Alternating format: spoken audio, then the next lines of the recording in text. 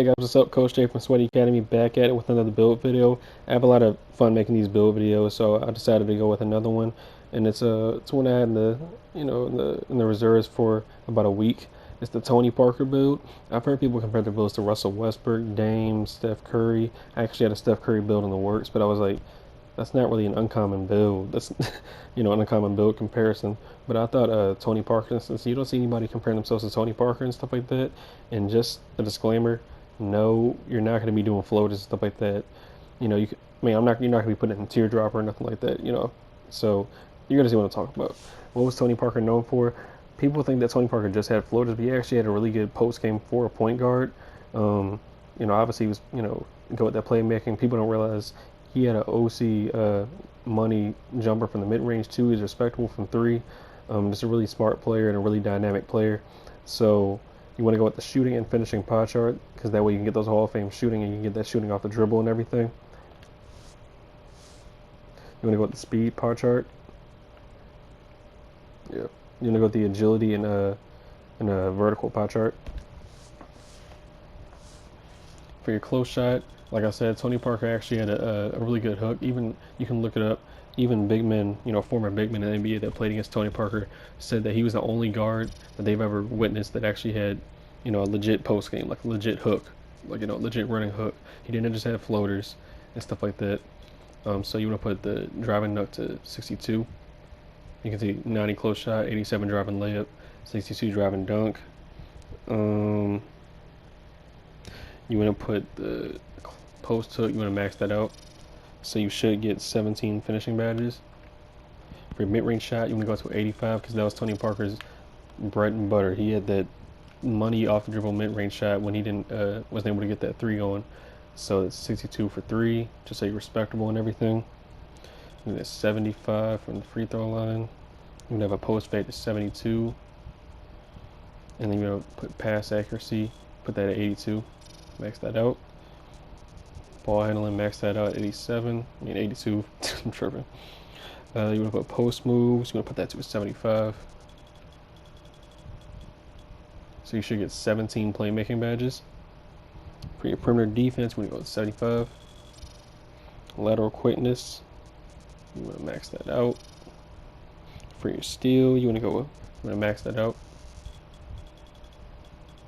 Actually, wait, no, you put that at 75. I'm tripping.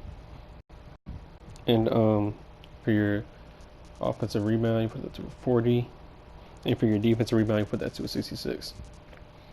56. You're gonna see what I'm talking about when I say that you should have 5 finishing badges. Defensive badges, by the way. You're gonna see what I'm talking about when it comes to certain ratings that I did. Because spoiler alert, you are gonna be lowering the wingspan. Even at 6'2", because Tony Parker is 6'2", you see certain things go up just a little bit. Ball handling goes up to 84. Speed goes up to 89. You want to lower his weight all the way, so you get 93 acceleration, 82 vertical. So you're gonna be able to dunk, open dunks, stuff like that. The lateral quickness goes up and everything. And you want to lower your wingspan all the way, because look at that jumper goes up to an 85 from the mid range and 64 from three. And 64, if you play 2K, you're gonna be able to make open threes, especially since you had the shooting badges. You have Hall of Fame shooting badges, so you're gonna be able to do that. And your ball handling goes up to an 87 as well. And the only reason I didn't do playmaking, Hall of Fame playmaking, is because Tony Parker, you need to be able to hit those jumpers and everything. Because Tony Parker wasn't like a Russell Westbrook, like a current Russell Westbrook, where he's a liability. If he's not taking layups, he could legitimately hit that jumper. So you want to go with playmaking or slasher, in my opinion, or you could do shot creator. Depends on what you want to do, but it's Tony Parker build, playmaking. So you have slashing playmaker, but he doesn't really play like all the other slashing playmakers that are doing these crazy dunks and everything. You're going to be a good shooter, good all around on offense and everything. You have 5 defensive badges, so you're not going to be a defensive liability. So for your badges, you want to go acrobat on Hall of Fame, fancy footwork on gold. This is just what I would do. You want to put contact finisher, put that on gold. Relentless finisher, you want to put that on gold. Salute finisher, you want to put that on Hall of Fame, definitely. And that you get a really good badge lineup, because the only reason I did do contact for Hall of Fame just because I think salute finisher would be better, because you're going to be doing literally most layups. Pretty much 90% of your shots in the paint are going to be layups. Maybe 95% or something like that. Just depending on how you play. But fancy footwork, you definitely want to have that on gold. It's a necessary finishing badge for pretty much anybody, unless you're big or something like that. Acrobat, obviously for those layups and everything, just for those hop steps, you combine that fancy footwork with that acrobat, you're gonna be good. And let's finisher, just so you don't lose a lot of stamina. And the sleeve finisher is the best finishing badge in the game. For your shooting badges, I'm gonna go bronze, catch and shoot.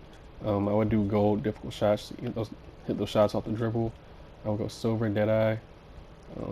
Quick draw, put that on silver. Range extender on bronze, and then probably